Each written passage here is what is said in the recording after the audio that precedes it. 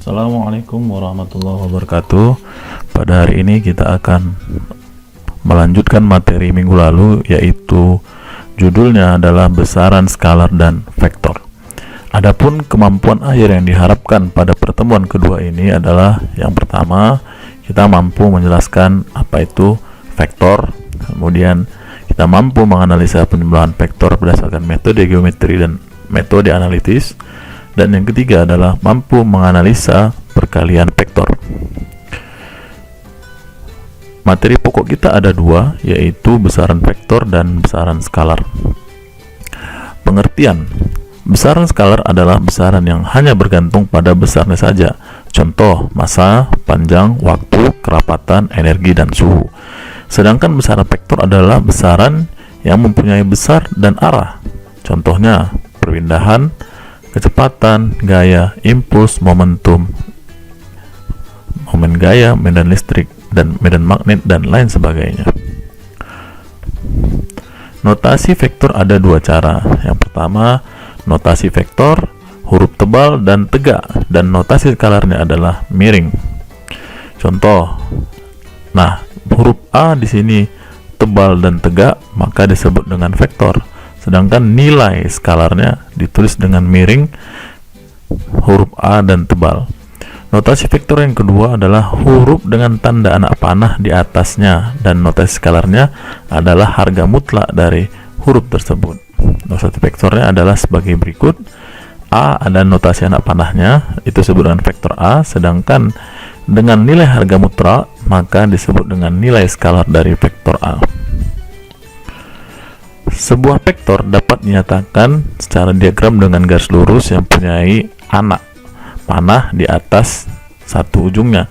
Arah anak panah ini menyatakan arah vektor, dan panjang garis yang menyatakan besar vektor tersebut. Contohnya, besar nilai vektor A sama dengan panjang PQ. Arah vektor A adalah dapat ditentukan dengan membentuk sudut alfa terhadap X positif. Penjumlahan vektor menghasilkan hasil penjumlahan dari sebuah vektor disebut dengan vektor resultan. Contohnya, A tambah B sama dengan R. Dengan R disebut dengan vektor resultan. Penjumlahan vektor berbeda dengan penjumlahan bilangan skalar. A tambah B sama dengan R tidak sama dengan A tambah B. Ya. A tambah B maksudnya vektor sama dengan resultan, tidak sama dengan penjumlahan skalar biasa. Penjumlahan vektor memenuhi hukum komutatif dan hukum asosiatif penjumlahan. A tambah B, vektor A tambah vektor B sama dengan vektor B tambah vektor A. Vektor A ditambah B tambah C dalam kurung sama dengan vektor A tambah B dalam kurung ditambah C. Hukum asosiatif. Pengurangan vektor adalah penjumlahan vektor dengan mendefinisikan vektor negatif sebagai vektor yang lain yang sama besar tetapi arahnya berlawanan. Contoh, vektor A kurang vektor B sama dengan sebenarnya A ditambah dengan minus vektor B. Penjumlahan vektor secara geometri, misalnya resultan dari dua buah vektor A tambah B, misalnya vektor A dan vektor B. Dua cara menjumlahkan vektor secara geometri, yaitu cara jajar genjang. Nah, cara jajar genjang ini memiliki satu titik pangkal yang sama, vektor A dan vektor B. Kemudian kita ambil garis bayang dari A dan garis bayang dari B. Kemudian kita hubungkan pangkal titik dengan ujung titik, maka itu disebut dengan resultan A tambah B. Cara poligon berbeda dengan cara jajar genjang, yaitu mereka tidak memiliki titik yang sama tetapi titik persambungan. Pertama kita tuliskan vektor A, kemudian disambung dengan vektor B, kemudian kita hubungkan titik awal dan titik akhir, maka itu disebut dengan resultan. Kedua cara ini memiliki hasil yang sama, membentuk jajar genjang. Cara kedua membentuk segitiga. Menentukan resultan vektor secara analitik. Secara analitik dapat ditentukan misalnya ada dua buah vektor A tambah B. Kita dapat tentukan resultannya cara menjumlahkan vektor secara analitik adalah dengan menggunakan rumus R sama dengan akar dari A kuadrat tambah B kuadrat tambah 2AB cos alpha, di mana R adalah besar vektor resultan R, A adalah besar vektor A, B adalah besar vektor B, sedangkan alfa adalah sudut antara A dan B, ya, sudut terkecil antara A dan B. Kemudian untuk selisihnya dapat kita gunakan R sama dengan akar dari A kuadrat tambah B kuadrat kurang 2AB cos alpha. Arah R terhadap A dapat ditentukan dengan menggunakan hubungan sinus beta sama dengan B per R dikali sinus alpha, di mana beta adalah sudut yang dibentuk oleh vektor resultan R dengan vektor. Hitung selisih dua buah vektor yang besarnya 5 dan 3 satuan yang mengapit sudut 60 derajat. Penyelesaiannya adalah R sama dengan akar dari A kuadrat tambah B kuadrat kurang 2AB cos alpha sama dengan akar dari, kita masukkan nilainya 5 untuk vektor A dan 3 untuk mewakili vektor B. Kemudian kita masukkan kurang 2 kali 5 kali 3 cos 60 derajat. 5 kuadrat adalah 25, 3 kuadrat adalah 9, dikurang 2 kali 5 kali 3 adalah 30, sedangkan cos 60 adalah setengah. Kita kalikan dulu 30 dengan setengah, hasilnya adalah 15, ditambah dengan 25 tambah 9, 34, hasilnya adalah akar 19 satuan. Komponen-komponen vektor. Sebuah vektor terdiri dari komponen-komponennya.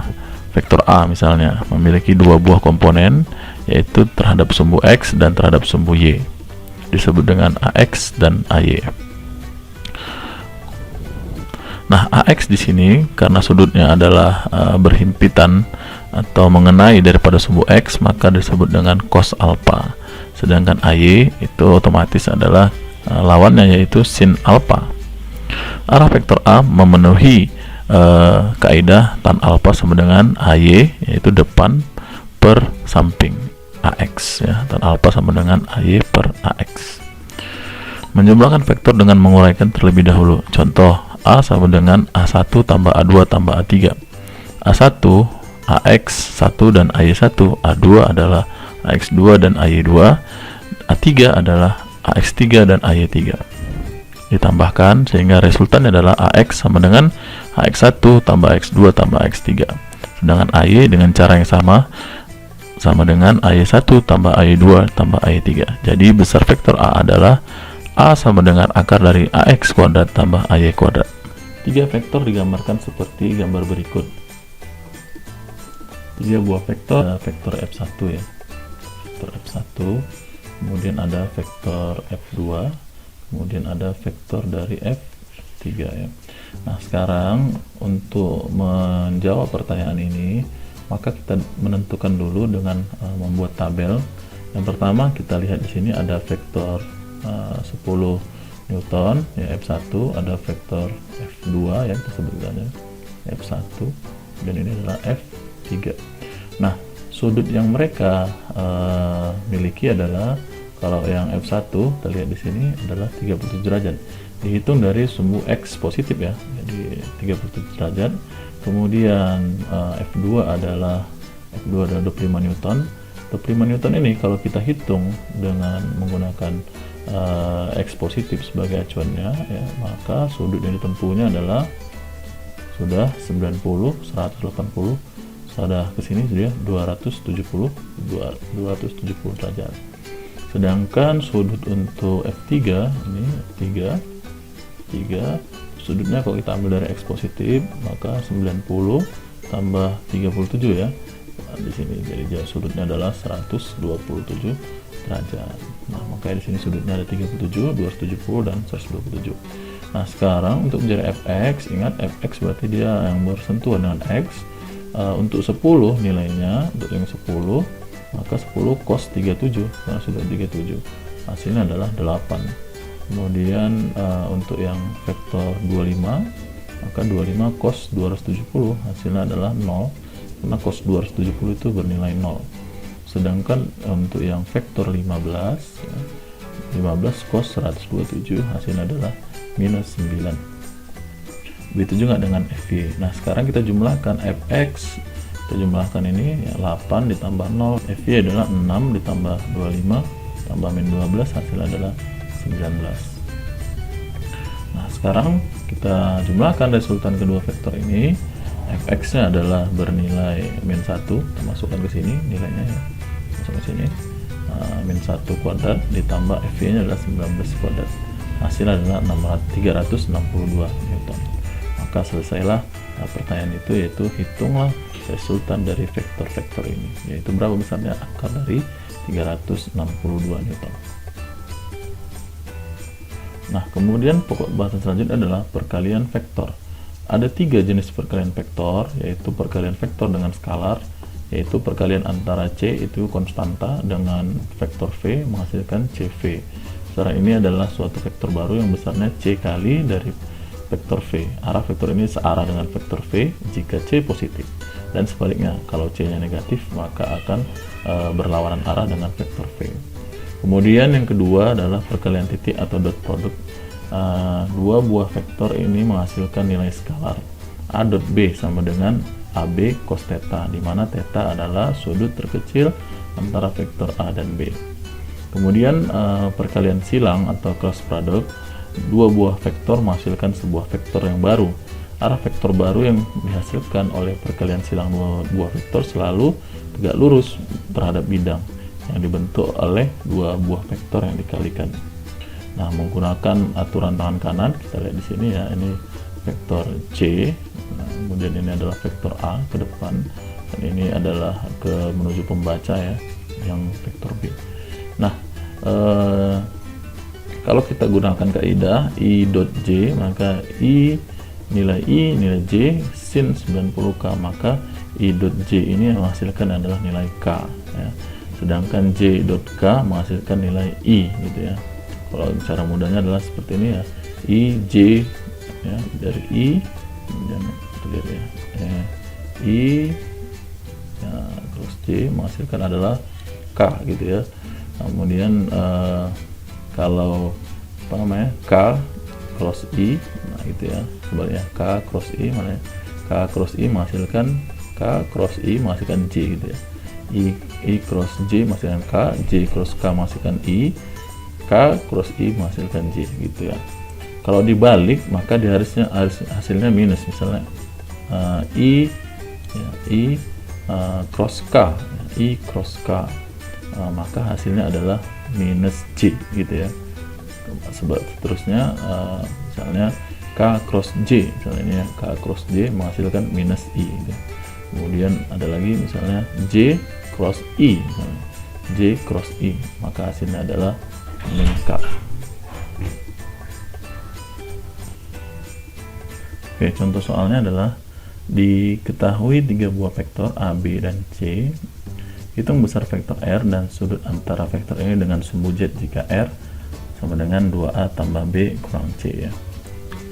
Nah, sekarang caranya sebenarnya 2 dikali A gitu ya, AI kurang 3J tambah 4K ditambah B min I kurang 2J tambah 2K gitu ya, dikurang C gitu ya. Nah, tapi itu kurang praktis. Caranya yang praktis adalah yang pertama, kita kumpulkan yang I dengan yang I, kemudian yang J dengan yang J, dan K dengan yang K ya.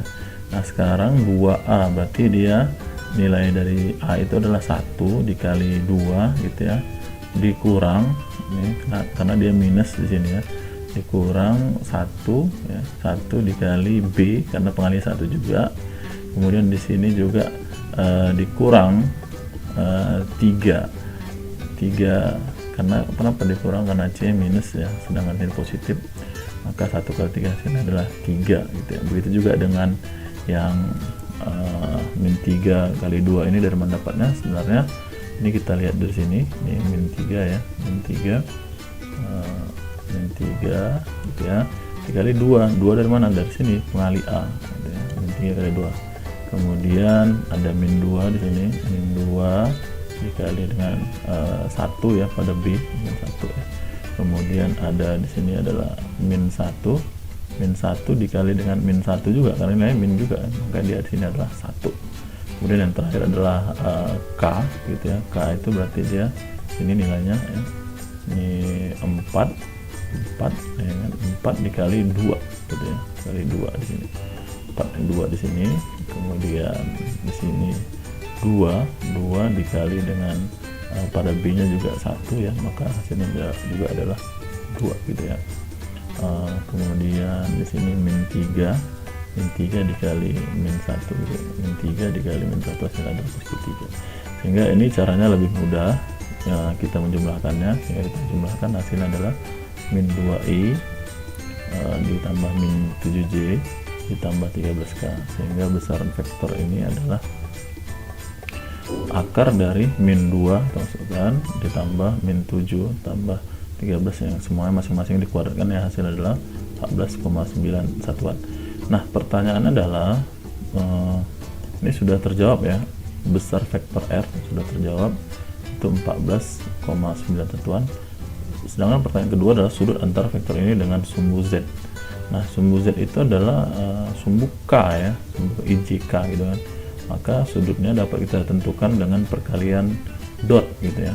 Nah, maka kita kalikan R dot K min 2 I dot K tambah min 7 J dot K tambah 13 K dot K.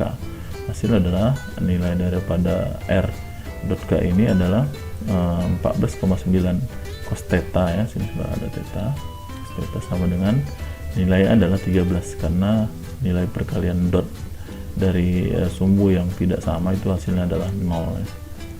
Sehingga hanya ada di sini adalah K dot K hasilnya 1 hingga 13 hasilnya, sehingga kita masuk nilainya 14,9 cos theta sama dengan 13, cos theta sama dengan 0,87.